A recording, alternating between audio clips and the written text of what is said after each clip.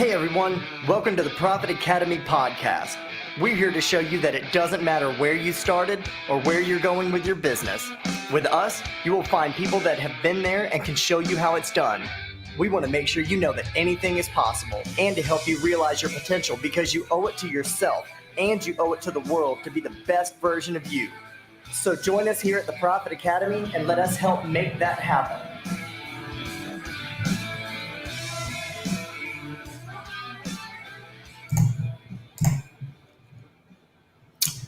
What's up, everybody? Let me know if you can hear my voice and see my screen, see my face. I am here with, is it Trier? Trier. All right, Stuart Trier. I guess we'll just jump right into it. If you want to go ahead and tell us a little bit about yourself, and we'll go from there. Stuart Trier. I run a company called Marketing Cheat Guides. I've been a serial entrepreneur. So I've started and sold multiple companies over my illustrious career, I guess. And I guess biggest one that I was a part of a sale was over 100 million.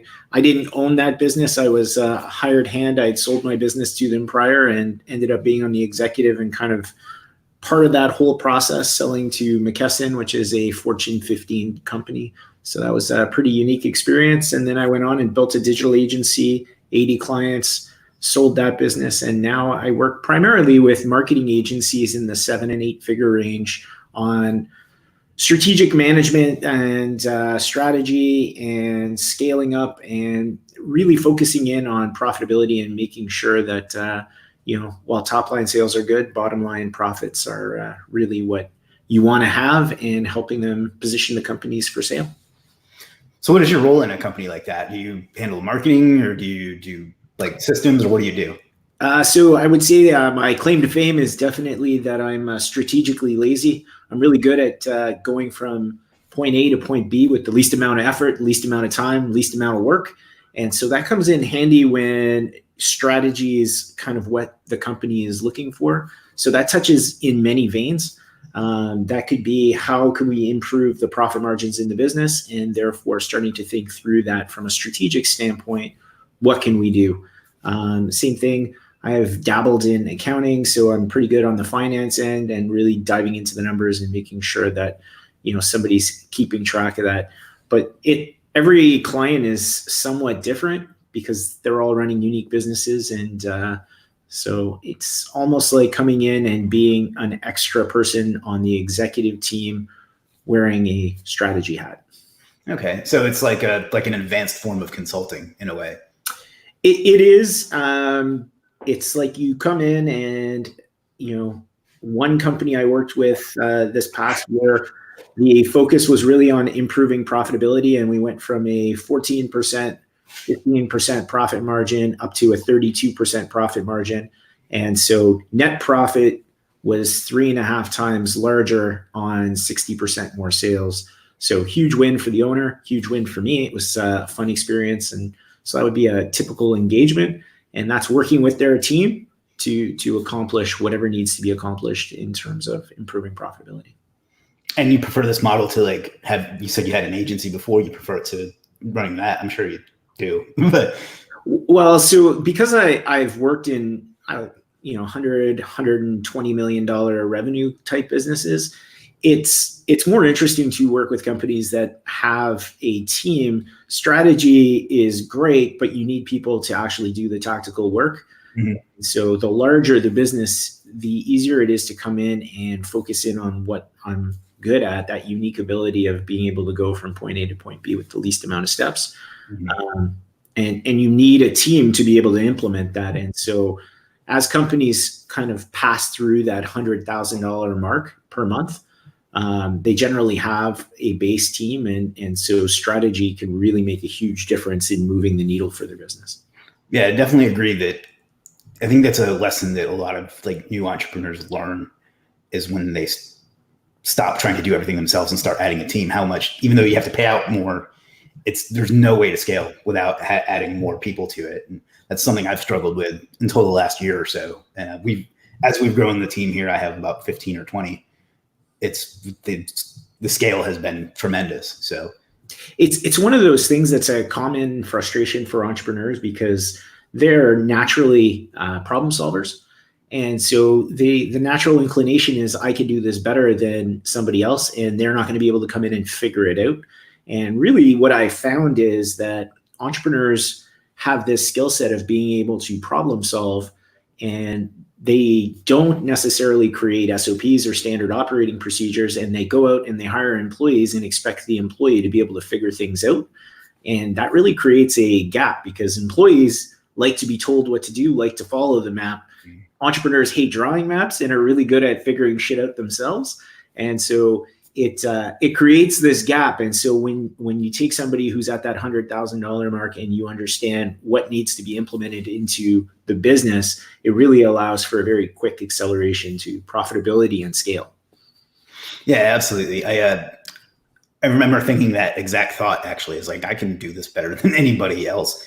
And even if that's true, if somebody can do it like 80% as well as you do, it's still a net win for every moment you give up yourself to have somebody else take on something. Well, and there's a theoretical maximum of what you can do as one person, right? It's, again, I use the example, Bill Gates probably was smarter and better at everything, but Microsoft wouldn't be where it is today. Same with Zuck. Facebook wouldn't be where it is today unless he brought other people into the mix and started to leverage up, right? So it's delegate and elevate, and continue to work on the highest and best use of your particular skill set or the things that you enjoy, and ultimately move up the business that way, because the entrepreneur is really going to set that pace for the business if they're the one leading the charge, so to speak. Yeah. So do you have if this is too personal, but do you have partnership deals with these businesses, or is that how it works with you? So I have one partnership deal with every deal is a little bit different. Sure. So I have one where I've taken an equity position in the company. And I think that's going to be a win-win-win all the way around. I have others where I work on a monthly retainer. And then I have others still where I'll guarantee certain result. I charge a premium for guaranteeing the result, but what I'll do is I'll put up the retainer as a guarantee. So if we don't hit certain thresholds, they'll claw back money. And I'm perfectly fine with that, because given the right circumstances and my ability to recognize the pattern, it's less risky for me. And then on the flip side, from the entrepreneur's perspective, if they hear a consultant willing to say I'm perfectly fine to guarantee 100% guarantee the result, as long as we're working together and you're willing to execute, then that creates a little bit of a differentiator in the market. People respond well to that, at least in my experience. Do you have a preference of those models? Do you prefer equity? Do you prefer as a consultant? How do you prefer if you had a perfect world? So I do. I have a perfect world.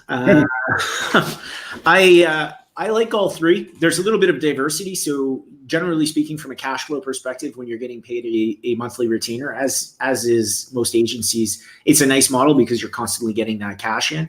Having some equity deals at play allow for a long-term wealth acquisition. There's some tax advantages that are in place because the equity that's growing isn't being taxed. So it's kind of a nice hedge against that. And so having a little bit of both kind of works, and then taking on certain clients where, you've seen the pattern and it's really rinse and repeat. From my perspective, it's fun to watch that hyper growth stage happen. And so being part of a team has been great. And one of the nice things about it is I only work with, a small number of people at a time. And generally I like those people. Not generally, I will only work with them if I like them. So I really enjoy working with my clients, which is great. I'm pretty happy to be a part of their team and kind of play a small role in their success. Awesome. And are you at the point where people come to you, or do you still actively look for those kinds of partnerships? Yeah, no, I would say that marketing hasn't actually been a challenge at all.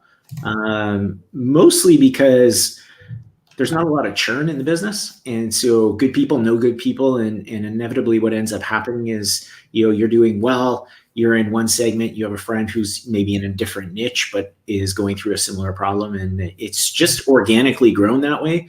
And because the contracts are, $5,000, $10,000 a month contracts, kind of at a minimum. There's only so many people that are really in the digital marketing world that I'm looking to work with. And so it hasn't been a challenge, luckily enough. Excellent. So I know that you have like, a Facebook group and a YouTube channel and all that stuff. What's kind of the goal with that for you then? Because it doesn't sound like you're going to bring in the kind of work that you do through those channels. So I guess what's the advantage of that for you? Typically, I just enjoy talking to and engaging with entrepreneurs. And so I started Marketing Cheat Guides really as a way of just giving away process maps. So one of the things I noticed when I was scaling up my business was it's difficult for people to find talent. And again, it's another thing that I hear from entrepreneurs all the time. There's no good employees. But again, the gap in the good employee is that standard operating process that allows somebody to come in and see what you intuitively can do, document it so they can follow that map. And so that was the genesis of starting Marketing Cheat Guides, was really to give away those maps. And then it's just been a fun kind of passion project. I wouldn't say that I put full-time effort into it, because I certainly don't. But it's given me a platform to interview people like yourself and hear your story and kind of share it with the audience and hopefully give back to the marketing community.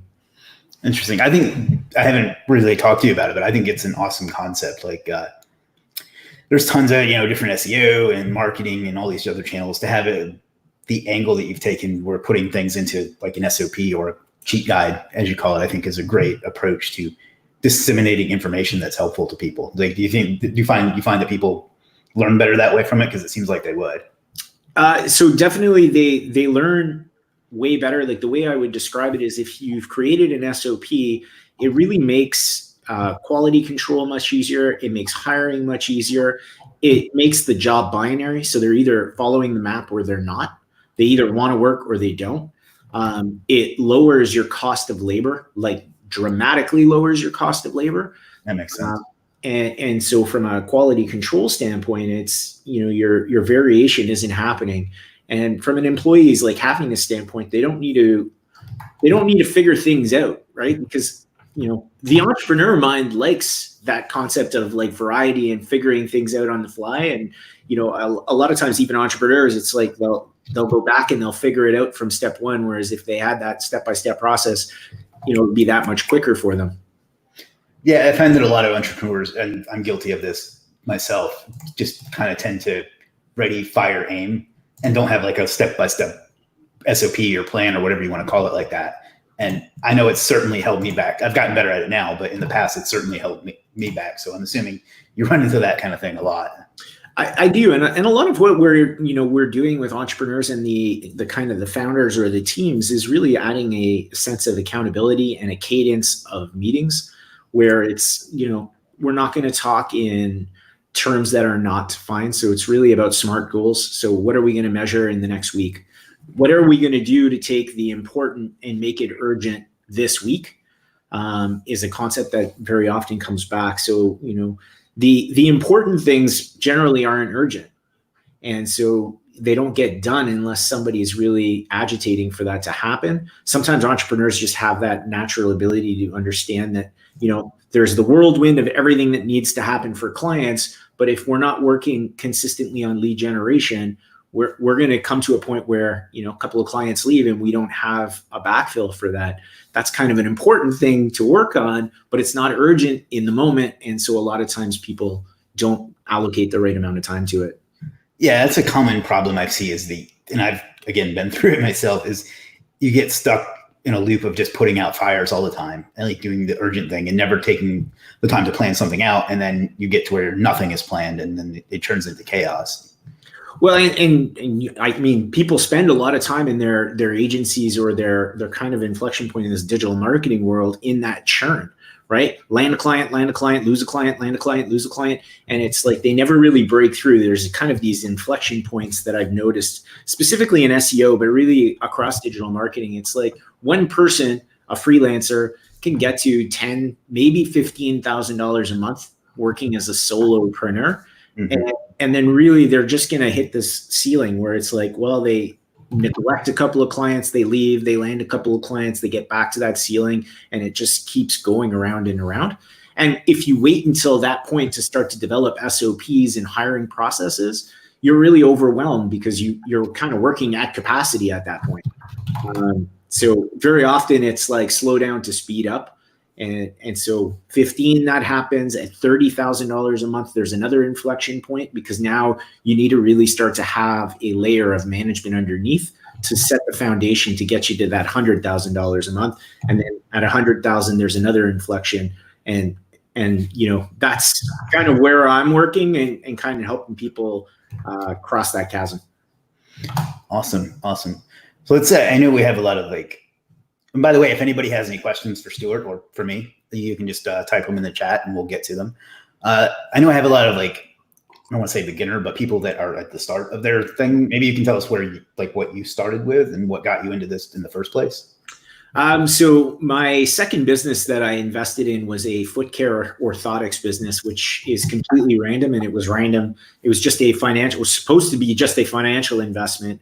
And what ended up happening is I put in some money and I had a partner who was supposed to be the operator. Long story short, he built 2 clinics, hired his girlfriend. They were making, 10 grand each a month running this 2 days a week. And they're like, this is great. I don't think I want to go out and grow this anymore.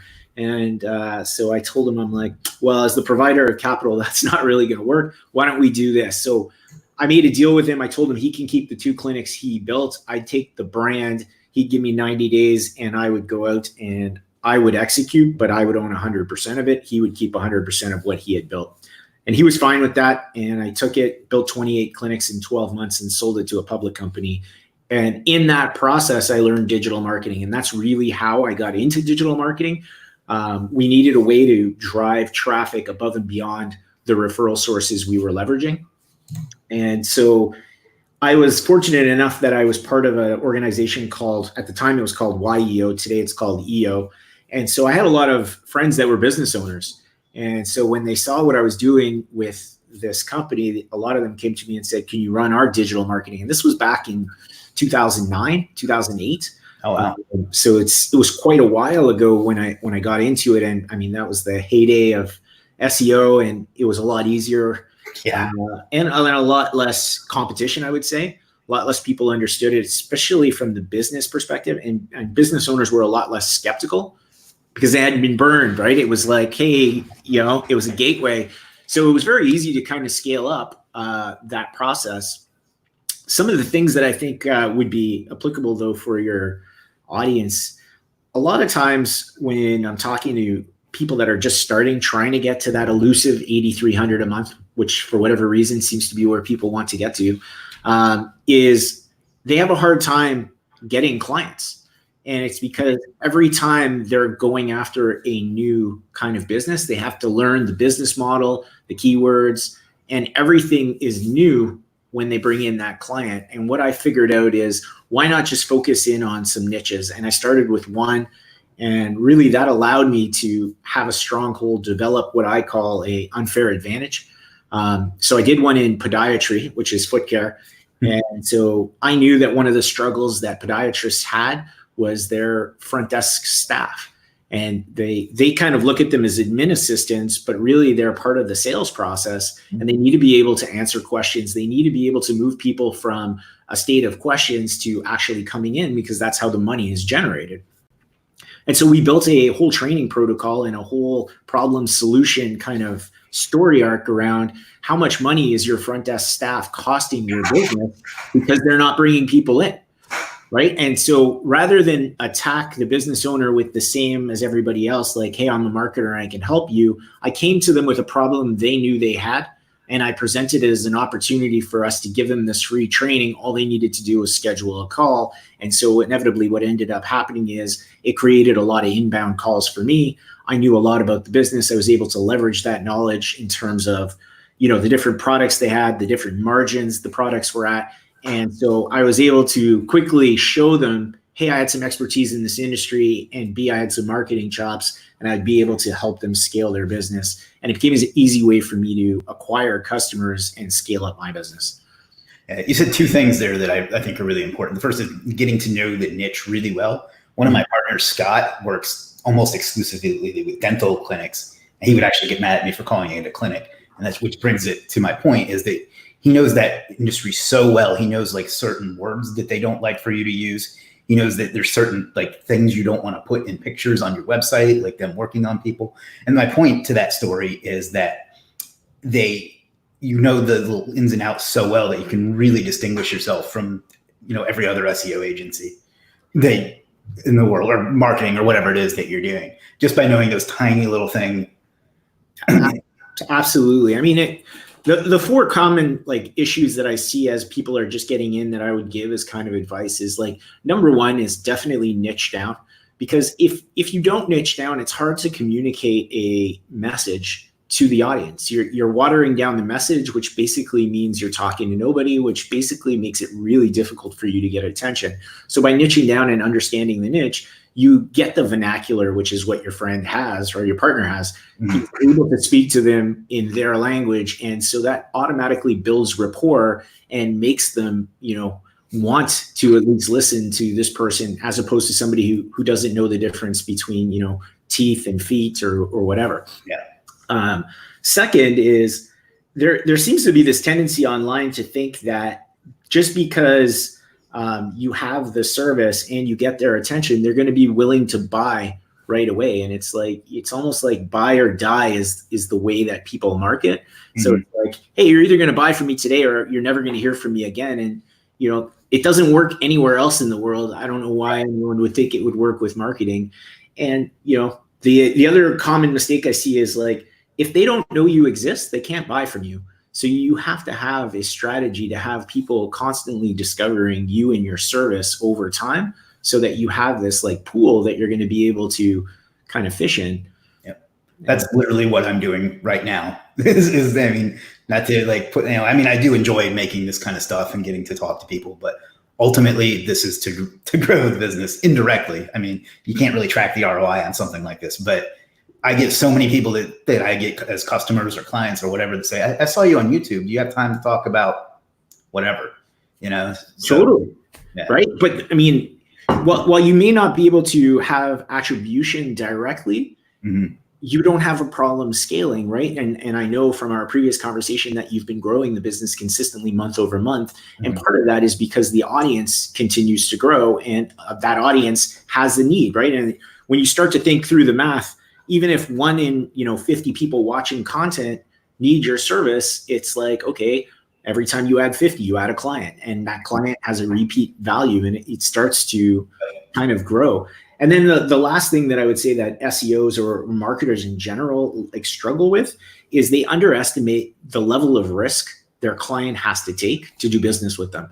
It's, they don't know who you are, and then you slam them into a $1,000, $2,000, $3,000 a month risk. Yeah. For them. They've already been burnt. It's not like you're coming to them with like this brand new thing, SEO, PPC, Facebook, web design. It's already happened. They're in the market for the service because somebody has burnt them. And so making that initial outreach, that initial offer, this high target or high commitment makes it more difficult for people to say yes. It would be interesting to either give them a low barrier offer or an irresistible offer and get them started. And ultimately what that does is it has the ability to get them to know, like, and trust you and view you as a provider of choice before you give them that high dollar offer. Ultimately, that's what the podiatry front desk training was a low ticket offer or a free offer, but it got the conversation going, and that allowed me to position myself as an expert and ultimately sell them a high, reoccurring monthly service. Yeah. You made a good point there too, is I see this with, I call it the people being SEO nerds. And what I mean by that is when they go to like try to talk to a prospect, they start talking about rankings and getting them on the first page and these leads from Google. And they never take the time to like get to know their business and get to know them and like do some basic selling stuff, like talk to them about their story, if they want to grow their business, and if so, why, and just let them do all the talking, and then just figure out what their problem is, and then tell them how your service takes that problem away. And SEOs really struggle with that. I don't know if it's because they haven't focused on sales and they focus more on learning how to do SEO or what, but I see that a lot. And I think that's kind of what you're saying too. Well, I mean, if you think about it, if you were going to buy, any other service in the world, it would be kind of ridiculous how SEOs market, their service. If I was going to buy like plumbing services and the plumber came in and started talking to me about like the different pipes and how they're all connected, I'd be like, get out of my house. I just want you to fix my toilet. Right.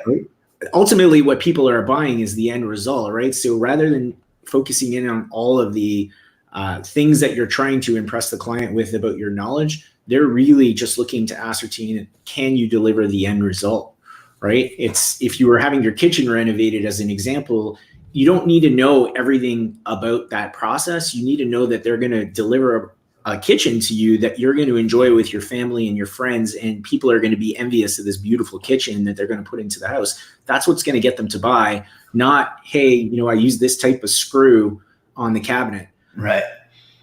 Yeah. And for whatever reason, SEOs just don't get that. And I don't know if it's just because of the type of training that's out there or what, but it seems like it attracts like a really technical type of person as opposed to like I don't like this term, but like a people person.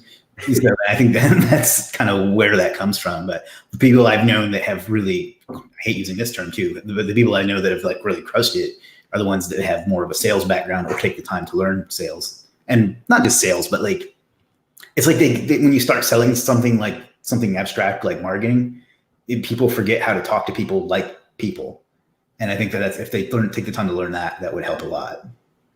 In any service, you've got to have the technical ability to deliver the technical service for sure, but you have to have the ability to market, right? Like, LeBron James may be or may not be the best basketball player in the world, but everybody knows who he is. Right? There may be a guy somewhere in the world who's equally amazing at basketball, but if nobody knows who he is, he's not the best in the world. And so like, as SEOs, we need to understand that there's a huge part of what we do needs to be communicating to the marketplace that we can help the person go from point A to point B, right? There's a reason they want SEO, and it's not the tasks that are being done, it's the outcome that they really want. We need to talk about the outcome they're going to get more so than hey, we're going to build some links, or hey, we're going to do some on-page or title tags or meta descriptions or schema or GMB. All of this stuff is kind of like important, and you need to know how to do it. But at the end of the day, they want to understand that you're going to get them the result, right? And that's really what the sales process is. It's me making sure that you feel the certainty that I can deliver the result. You're willing to pay a premium for the service if you're really confident, based on my level of certainty, that you're going to get the outcome you want. Yeah. It's funny that you use that sports analogy. One I've been using lately is that Justin Bieber has sold more albums than like half the world, and everybody thinks he sucks, but he's found a way to find an audience and a type of music that people will buy. And just because you're the guy that plays at the coffee house down the street is probably a more skilled musician, it doesn't matter. Because he figured out you're being better arguer. Having a good product does not guarantee you to make a sale. Like, you have to be able to not just market yourself, but present yourself and connect with people. And I get a bit of feedback, and I'll call it feedback to be polite, from people on Legiit sometimes that say, I have this great SEO service and I'm not getting any sales. I was like, so what have you done to make yourself stand out? And it's like, just because you have a great service, and I'm sure you do, you're not entitled to make a sale. So and lead generation is a skill, right? And I mean, like riding a bike, right? I have young kids and they want to learn how to ride a bike. It takes time. You're going to fall down, and you're going to persevere over time. You're going to learn how to ride a bike. It's the same thing. How much time are you spending on that craft of lead generation? Look at your calendar. Right? Is there time left for lead generation week in and week out? Are you actually working on that craft, or are you just working on the technical stuff and watching the latest webinar on the latest, tactic or trick on how to be a better SEO? It's great. Your technical skills are fantastic, but you need to understand you're either a business owner selling the technical service, or you're the technician delivering the technical service. But you need to understand, if you're trying to grow a business, you need to focus on the things that are going to make that business grow. And the way I describe it is attract, which is your lead generation, convert, which is your sales process, and deliver, which is the actual technical service you deliver. But if you spend all the time kind of in the, I'm going to get better and better at the delivery, and none in the attract or the convert, your company's not going to grow. And it's up to you whether you want that company to grow. I'm not, saying that growth is the end all be all, but a lot of times people want it to grow and they're not putting the time into the skill development that will lead to that growth. The analogy I like to use there is that people are being a little too much Steve Wozniak and not enough Steve Jobs. Yeah, for sure. And that's, you look at most successful companies and there tends to be a partnership. Mm-hmm. Right. Warren Buffett, Charlie Munger, there tends to be, at Microsoft, there was a partnership at Facebook. Facebook really started to become profitable when Sheryl Sandberg came in, mm-hmm. right, and brought basically the Google advertising background to Facebook. Right. And that's really what's created the juggernaut, is that dynamic duo. So, it doesn't necessarily mean you're going to have all the skills, but you need to at least be aware of the skill deficit that you don't have and go out and find it. Yeah, the self-actualization is really, really important. To be able to acknowledge that I'm not good at this and I need to get someone that is, kind of goes back to what you said before, at growing a team and like filling in those gaps in yourself, maybe not have that ego that you need to do everything yourself. And acknowledge that, like, companies that grow, successful companies, it's not one person, right? Like Steve Jobs gets all of the credit, and for sure he deserves a ton of the credit, but there's a lot of people working at Apple who are talented that, fulfilled in the background to make the wonderful devices come to life. He was just a wonderful person at creating the message and staying on point and really pushing people to like deliver on the simplicity and the beauty of what he envisioned. But he still had people in the background doing it. It wasn't him building the stuff. Yeah, he's not in there and making circuit boards and right. iOS and things like that. And maybe in the beginning, but well, I would imagine even in the beginning, Wozniak was doing that. It wasn't Jobs, but but that's what I would guess. A lifetime talent. So yeah. But anyhow, I find that analogy works for a lot of businesses. So I'm pretty proud of that one. I'm not gonna lie. If anybody has any your audience having, I'm curious at what else you kind of hear, because you've got your finger on the pulse, I would imagine, for SEOs. What are some of the other challenges you hear reappearing? Well, first of all, this I can't get clients is the biggest one. How do I get another client? But then I get a lot of people that want to focus too much on, like, they'll pick one thing that they want to learn really well, like schema or something, and they'll spend a lot of time learning that, and then they'll struggle with, they won't grow. And those are the kind of things, like focusing too much on technical things, I would think, are probably the problems. And I don't know, how do you help when people get stuck in that kind of loop? So I just actually ran a training for a company in town with their whole team. They want to get into beauty. It's a male who runs the company, but his whole team is female, and they decided they wanted to be in like makeup and fashion, kind of the beauty world. And so they've done a whole bunch of stuff to prepare for this meeting. And essentially I came in and they were like, look, we have all these case studies of people that are happy with us and so on and so forth. And I'm like, great. How are they going to find out about you? And like, the amazing thing to me is, like, nobody had spent any time thinking about who the avatar is. And I shouldn't say none, because when asked, they were able to come up with, all right, it's a director of marketing. She's female. She's 32 to like 38. She, spends a lot of time on Instagram. She's busy. She's got struggles around building her budget and allocating what she's going to spend in each of the marketing mediums. She's got to sell this to her executive team. So they had some insights, but they had no message of communication.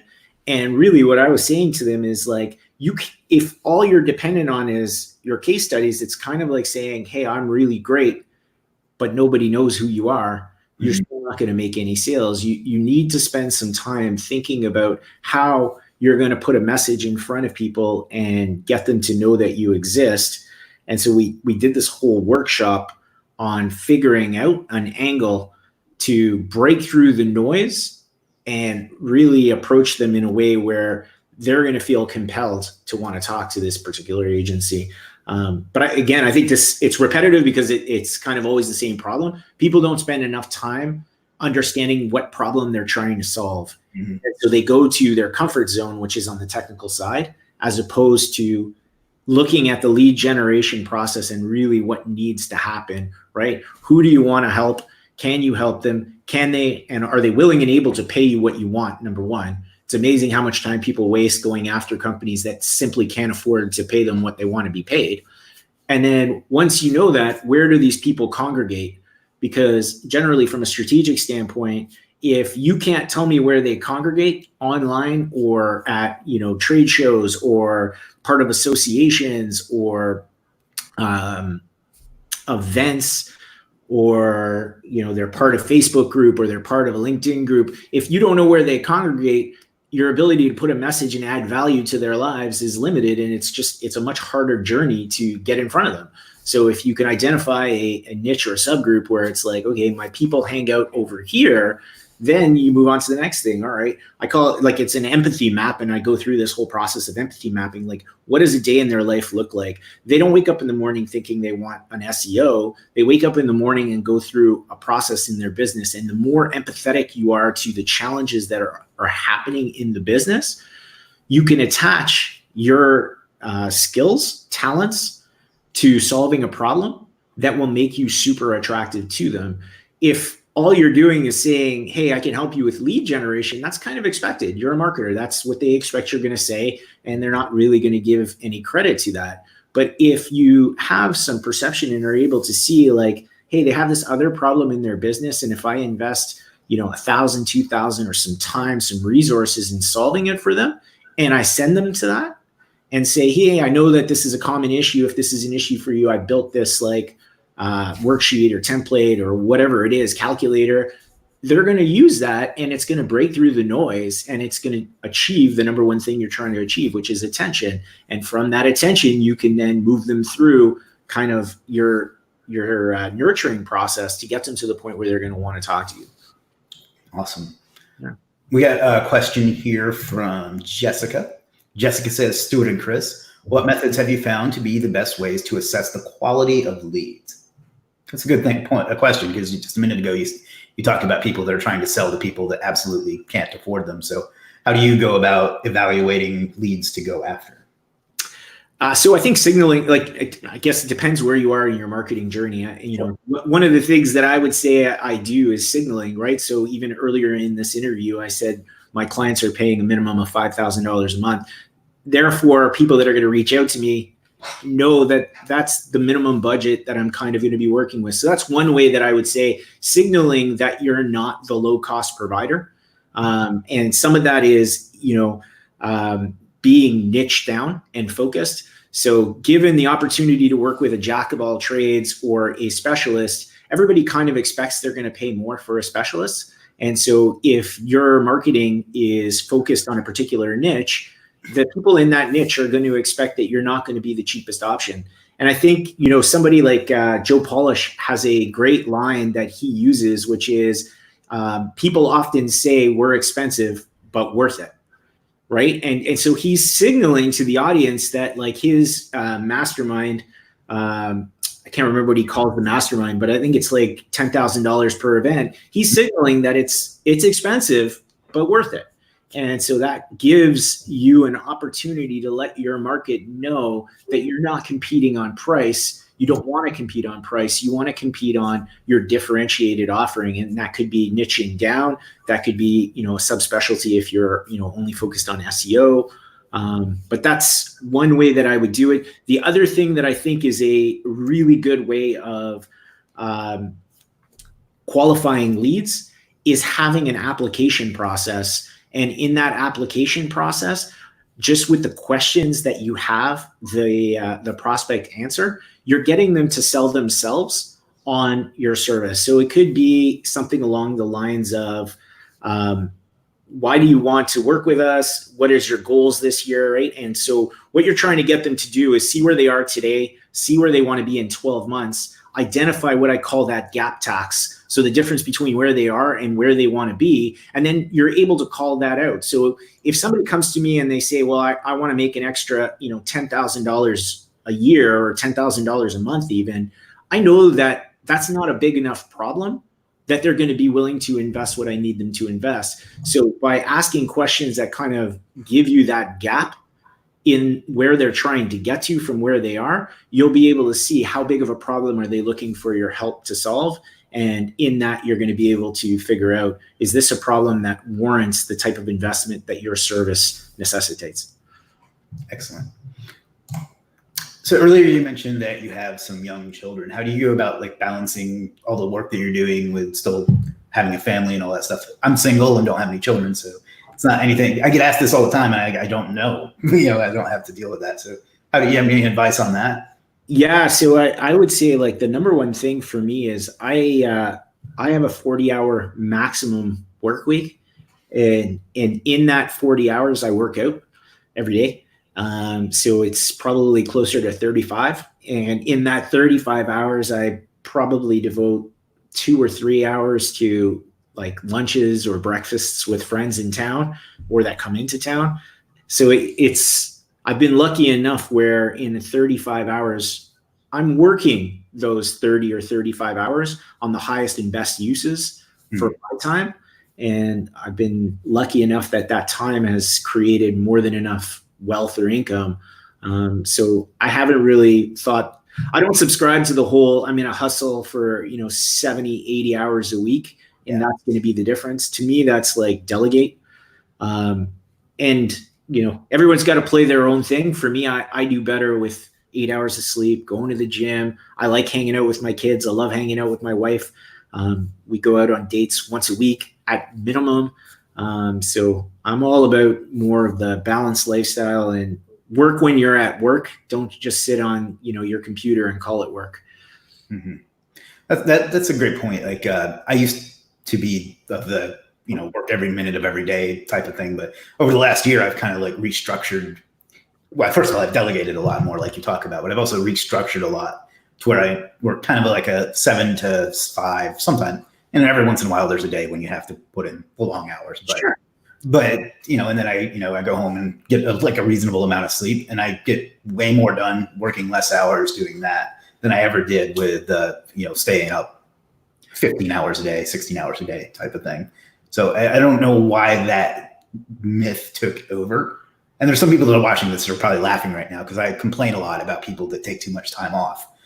But I don't know why that myth that you have to put in these long hours every single day took over, because I think that there's your quality of work goes down when you do that. Yeah. And some people don't take this. I take this to the extreme. So I like to say I don't do anything, but so we don't do grocery shopping. We have somebody pick up our groceries. We don't make our food. We have somebody make our food. And some of this may sound like it costs a lot of money. But the reality of it is like, I like hang out with my kids at night, in the morning, and on the weekends, and don't worry about anything else. Somebody cleans their house, somebody opens their pool, somebody closes their pool, somebody cuts our grass, somebody shovels their snow.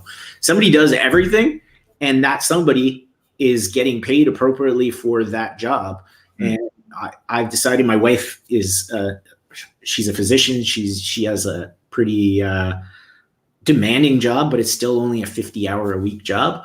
She's in a good specialty, so we have a high income, and so we devote a chunk of our income to making our lives work so that we're not constantly running around doing tasks. Mm-hmm. But I've been that way like since day one. And even when I didn't have a super high income, I was willing to devote a portion of my income to making my life easier in tasks that I didn't enjoy and or somebody else could do at a cheaper cost. And so I apply the same things in business as I apply in my personal life. And therefore, we all have 24 hours in a day, and you hear people all the time complaining there's not enough time. And it's like, actually, you have all the time there is. Yeah. I never accept that as an excuse that there's not enough time, because like everybody has the same amount of time. It's like, if you don't get something done because you say there's not enough time, what you're really saying is it's not important enough for you to devote time to. And maybe I'm being a bit of pardon my language, a bit of an asshole, but it's true, right? Like if it's important, you'll find the time for it. So, and you can tell, right? Like you can tell yourself whatever you want, but like, look at your schedule, right? You don't have to like see the person, just look at their schedule, right?